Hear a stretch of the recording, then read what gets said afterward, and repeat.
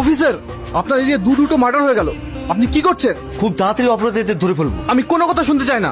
আগামী 24 ঘন্টার মধ্যে যদি আপনি আসামিকে হাজির করতে না পারেন, আপনাকে আমি সাসপেন্ড করে দেবো। দুজন সন্ত্রাস মারা গেছে, এতে ওদের চোখের ঘুম হারাম হয়ে গেছে। এদিকে হাজার হাজার সাধারণ মানুষ মারা যাচ্ছে, তাতে এদের কোনো খোঁজ নেই। স্যার এদেরকে কে মারতে পারে? স্যার ওদেরকে আমরা মেরেছি। রাজকে তোরা মেরেছিস? হ্যাঁ স্যার। স্যার রাজকে? রাজ হচ্ছে এক ভয়ানক রাক্ষস, যার ভয়ে বাঘে হরিণে এক ঘাটে জল খেত। এমন কোনো অপরাধ নেই যেটা ও করতো না। তোমাকে এর আগে আমি বলে গেলাম না, তুমি আমাদের জায়গাটা ছেড়ে দিও। তোমরা কি ভেবেছো আমাকে ভয় দেখে এ জায়গা দখল করে নেবে? দরকার হলে আমি আইনে যাব। তোমাকে আর আইনে যেতে হবে, আমি তোমাকে পৃথিবী ছাড়ার ব্যবস্থা করে দিচ্ছি। বেচারা চাচা। স্যার ওকে কখনো অ্যারেস্ট করা হয়নি? ওর মাথার উপরে ছিল এমএলএ রুদ্রপতের হাত। রাজ ছিল ওর খাস লোক। কে ধরেছে রাজকে? আমি স্যার। তোমার এত বড় সাহস, তুমি আমার লোককে অ্যারেস্ট করেছো? 13 মার্ডার করেছে, তাই ওকে ধরে এনেছি। তুমি ওকে এক্ষুনি ছেড়ে দাও, নইলে তোমার চাকরির আমি 12টা বাজিয়ে ছাড়ব। কিন্তু স্যার ও তো কোনো কিন্তু না, আমি যা বলছি তাই শোনো।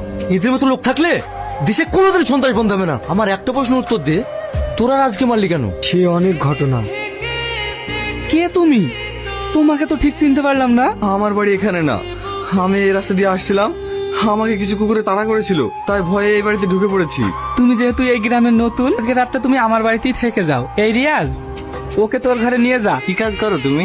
কোনো কাজ করি না, আমি পাশ করে ঘরে বেকার বসে আছি। আপনি কি করেন? আমি বিজনেস করি, তোমাকে যদি আমি কাজ দিই তুমি করবে? অবশ্যই করব, আমি তো একটা কাজেরই খোঁজ করছিলাম।